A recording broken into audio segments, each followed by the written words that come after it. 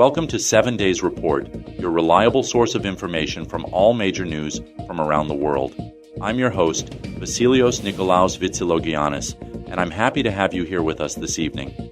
Every weekend at 12 p.m. and 9 p.m., we bring you the latest headlines, in-depth analysis, and insightful commentary on the stories that matter most. Whether you're tuning in for a recap of the week or looking for a deeper understanding of global events, we've got you covered. Let's start with our first news.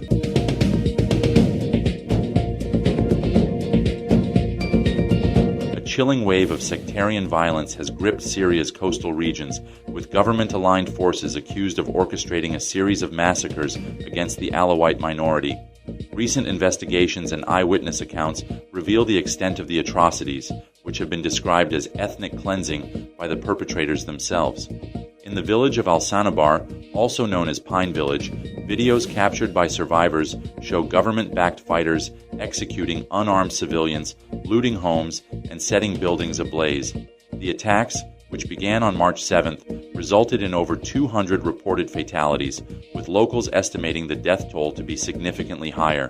CNN identified at least 84 bodies through geolocated videos, while the Syrian Observatory for Human Rights, SOHR, reported over 1,300 civilian deaths across the coastal region since March 6th. The violence was sparked by clashes between Assad loyalists and the new Islamist government, which has vowed to root out remnants of the former regime. However, the scale and sectarian nature of the attacks have raised concerns about the government's commitment to protecting minority groups. Interim President Ahmad al-Sharaa has denied responsibility for the massacres, attributing them to rogue elements and promising to hold perpetrators accountable. Survivors describe scenes of horror, with armed individuals chanting anti-Alawite slogans and executing men in front of their families. The international community has condemned the violence, with human rights organizations calling for an independent investigation into the atrocities. As the situation continues to deteriorate, thousands of Alawites have fled their homes, seeking refuge in nearby areas or Russian military bases.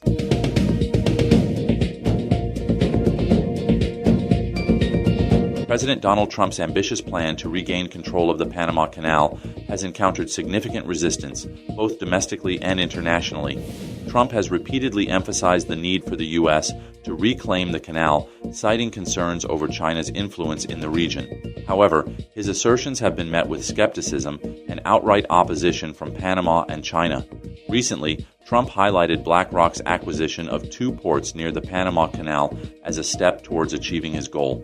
The deal, valued at $22.8 billion, involves BlackRock leading a consortium to purchase ports from CK Hutchison Holdings, a Hong Kong-based company.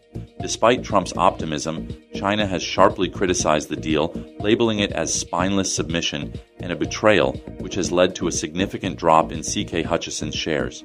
Panama has also firmly rejected Trump's claims, with President José Raúl Mulino reaffirming Panama's sovereignty over the canal. Mulino emphasized that the canal is under Panamanian control and that any concerns about foreign influence are unfounded. Investors are increasingly spooked by the geopolitical tensions surrounding the canal. The potential for external pressures from China could jeopardize the BlackRock deal, leading to market uncertainty. The U.S. military has been instructed to develop strategies for enhancing American influence in Panama, ranging from cooperation with Panamanian forces to more extreme measures, though a military takeover is considered unlikely. As tensions escalate, Panama has sought international support and filed complaints with the United Nations. The situation remains volatile, with Trump's aggressive stance on the canal likely to continue testing diplomatic relations between the U.S., Panama, and China.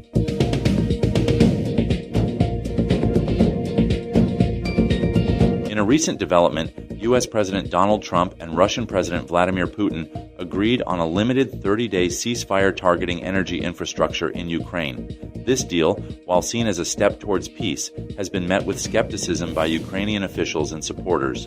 Ukrainian President Volodymyr Zelensky has expressed caution regarding Putin's commitment to honoring any ceasefire, emphasizing the need for European involvement in negotiations. Critics argue that the agreement primarily benefits Russia by preventing Ukraine from targeting Russian oil refineries, a significant revenue source for the Kremlin.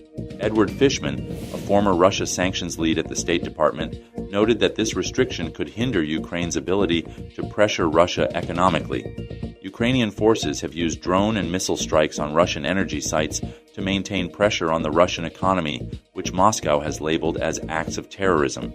Ukraine had previously agreed to a broader 30-day ceasefire if Russia also committed to it. However, Putin's reluctance to endorse a comprehensive ceasefire has raised concerns about his intentions. Putin has demanded an end to all foreign military and intelligence support for Ukraine, a condition that could significantly weaken Ukraine's position in the conflict.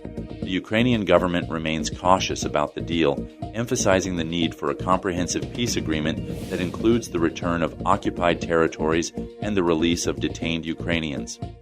As negotiations proceed, Ukraine's participation and the inclusion of European concerns will be crucial for any lasting resolution to the conflict. Despite these challenges, the international community continues to push for a peaceful resolution, with talks set to begin in the Middle East aimed at achieving a broader ceasefire and a permanent peace agreement.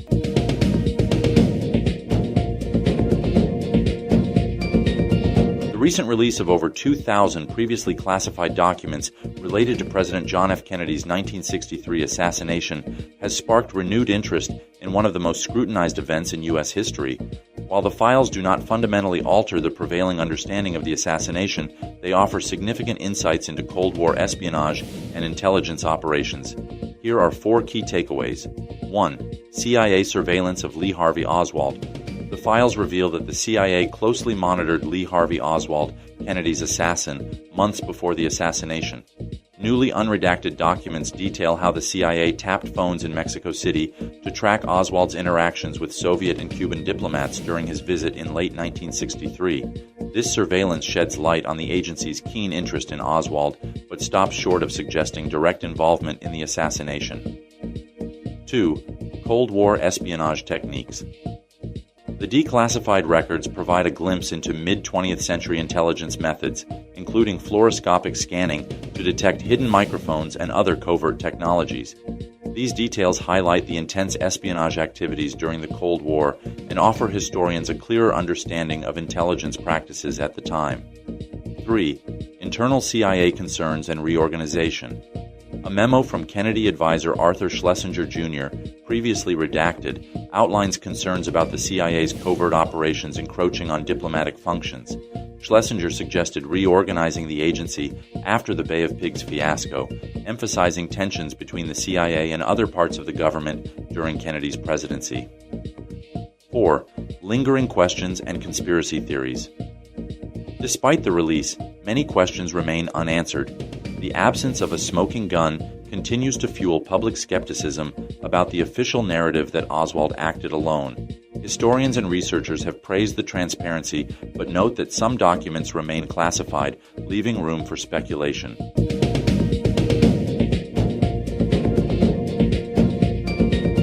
In a significant move, Germany's upper house of parliament, the Bundesrat, has approved a landmark debt reform plan. This decision marks the final hurdle in passing a historic change to the country's debt borrowing rules into law. The reform, which includes a $500 billion infrastructure investment fund and exemptions for defense spending, aims to boost economic growth, enhance defense capabilities, and address pressing infrastructure needs. The plan, supported by major parties like the Christian Democratic Union, CDU, and Social Democratic Party, SPD, was passed earlier in the week by the Bundestag, Germany's lower house of parliament. The Greens secured $100 billion in climate investments as part of the deal. The urgency to pass this reform was heightened by the upcoming assembly of the new parliament, where opposition parties could have blocked it. Germany's debt brake, a constitutional mechanism limiting government borrowing, has been a cornerstone of fiscal policy since its introduction in 2009. However, it has been criticized for constraining investment in critical sectors like infrastructure and defense. The new reforms will allow defense spending exceeding 1% of GDP to be financed without restrictions, while the $500 billion fund will be allocated over 12 years for infrastructure and climate protection projects. This fiscal revolution is seen as a response to evolving geopolitical challenges, including a shift in U.S. foreign policy that necessitates increased European security efforts. The reform also addresses long-standing issues such as dilapidated infrastructure and a growing housing shortage. With this approval, Germany is poised to embark on a significant economic transformation, potentially revitalizing its economy and enhancing its global role. The next steps will involve implementing these reforms effectively to ensure they meet their ambitious goals.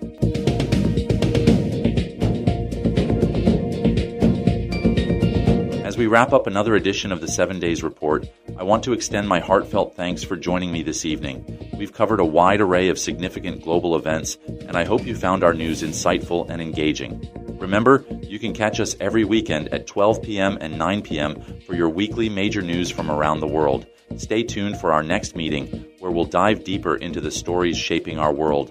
Until then, take care and keep informed. This is Vasilios Nikolaos Vitzilogiannis signing off. Goodbye.